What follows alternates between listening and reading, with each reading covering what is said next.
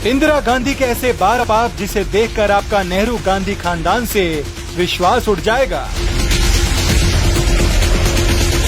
गूंगी गुड़िया से iron lady बनने की ये कहानी बहुत खौफनाक है। इस महिला ने भारत का जितना नुकसान किया उतना किसी ने नहीं किया। आज आपके सामने हम एक एक कर इंदिरा गांधी के गुनाहों से पर्दा हटाने जा रहे हैं। सन 1966 में तत्कालीन प्रधानमंत्री लाल बहादुर शास्त्री की रूस के ताशकंद में रहस्यमय तरीके से मौत हो गई, लेकिन जांच नहीं की गई। इस संदिग्ध मौत से सबसे ज्यादा किसे फायदा हुआ?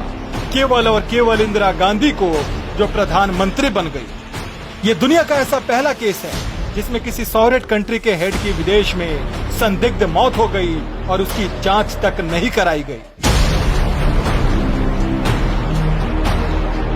7 नवंबर 1966 को करपात्री महाराज के नेतृत्व में हजारों गौ रक्षकों ने गौ हत्या पर पाबंदी लगाने की मांग को लेकर दिल्ली कूच किया, लेकिन इंदिरा सरकार ने संसद के बाहर शांतिपूर्ण प्रदर्शन कर रहे गौ रक्षकों पर गोलियां चलवा दी। इस नरसंहार में सरकारी रिपोर्ट के अनुसार 250 सन्यासी मारे गए और अनौपचारिक आंकड़े कहते हैं कि 5000 संतों ने अपना जीवन खो दिया। हिंदुओं के स्वाभिमान को कुचलने का ये सबसे बड़ा कुत्सित प्रयास था। 1969 में मोरारजी देसाई के नेतृत्व में कांग्रेस के दिग्गज नेताओं ने इंदिरा गांधी के तानाशाह रवैये से तंग आकर पार्टी छोड़ने का फैसला किया, जिससे इंदिरा सरकार अल्पमत में आ गई और उनके पास 220 सांसद ही बच गए। लेकिन बहुमत पाने के लिए यहाँ भी इंदिरा ने क्रूर खेल खेला। उन्होंने कम्युनिस्ट पार्टी के साथ गठबंधन कर लिया, लेकिन इस गठबंधन के एवज में देश के सभी प्रमुख शिक्षण संस्थानों पर कम्युनिस्टों का कब्जा हो गया। इस सौदे के मुताबिक कम्युनिस्ट को जेएनयू पर पूर्ण नियंत्रण दे दिया गया। कम्युनिस्ट के साथ गठबंधन के बाद इंदिरा ने वाम नीतियों को अपना लिया। बीमा, कोयला और तेल उद्योग का राष्ट्रीयकरण किया। सभी सरकारी नौकरियों पर कम्युनिस्टों का अधिकार हो गया। इंदिरा के इस फैसले ने देश को सबसे ज्यादा नुकसान पहुंचाया। 1974 में इंदिरा गांधी ने बिरला और टाटा जैसे टॉप बिजनेस ग्रुप के साथ संबंध तनावपूर्ण बना दिया।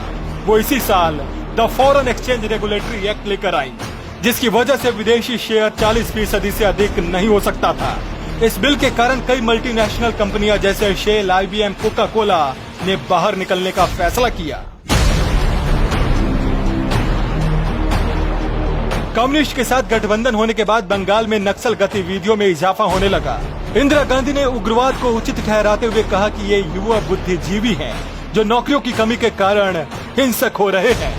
ये ठीक वैसा ही है जैसा आज राहुल गांधी कन्हैया के साथ और प्रियंका गांधी रावण के साथ कर रहे हैं।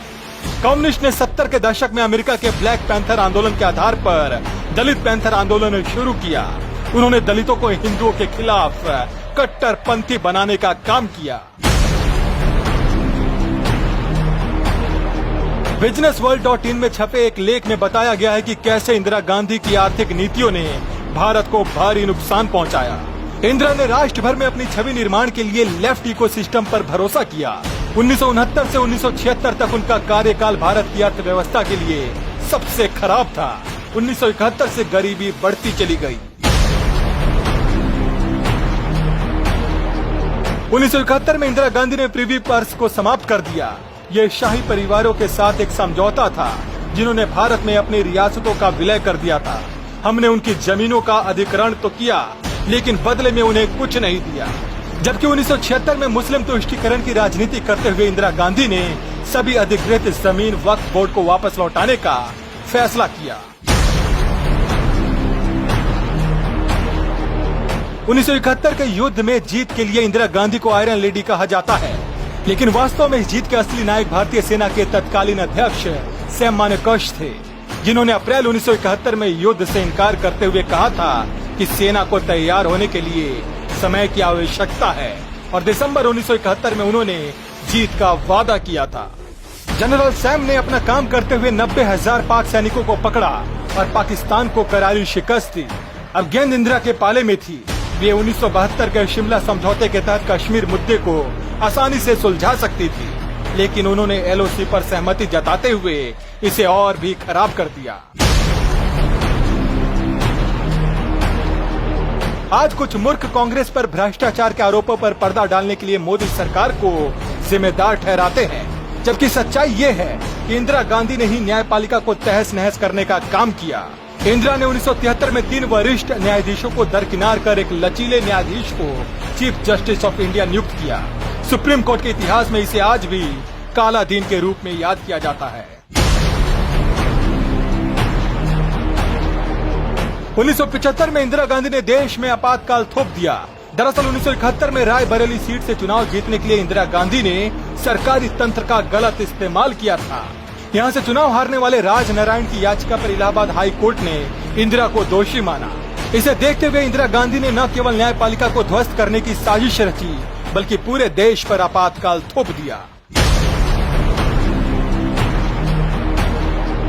1967 में सुप्रीम कोर्ट की संवैधानिक पीठ ने अलीगढ़ मुस्लिम विश्वविद्यालय को अल्पसंख्यक दर्जा देने से इनकार कर दिया, लेकिन इंदिरा गांधी ने 1981 में मुस्लिम तुष्टीकरण करते हुए संवैधानिक संशोधन द्वारा अल्पसंख्यक का दर्जा बहाल कर दिया। ये वही इंदिरा गांधी थी जिन्होंने 1966 में हिंदुओं की एक साधारण मांग को लेकर हजारों साधुओं की हत्या कर दी थी। नक्सलियों और दलितों को कट्टर बनाने के बाद आरोप है कि इंदिरा गांधी ने पंजाब में भिंडरावाले को खड़ा किया, जो बाद में उनके नियंत्रण से भी परे चला गया। अकाली दल की बढ़ती लोकप्रियता का मुकाबला करने के लिए तत्कालीन गृह मंत्री जैल सिंह ने भिंडरावाले को ताकत दिया। बाद में पंजाब में हालात बेकाबू हो गए। अलग देश की मांग ने जोर पकड़ लिया। तानाशाह इंदिरा कभी कूटनीति में सफल नहीं हुई, इसीलिए उन्होंने ऑपरेशन ब्लू स्टार का आदेश दिया, जो बाद में उनकी हत्या का कारण भी बना। अगर आप राजनीतिक जीवन में इंदिरा गांधी द्वारा लिए फैसलों को गहराई से देखेंगे तो उनमें से अधिकांश फैसले तानाशाही से भरे कठोर और हिंदू विरोधी रहे हैं। ऐसे में ये बात कहने में कोई संकोच नहीं कि आज हम सभी इंदिरा गांधी के पापों की कीमत चुका रहे हैं।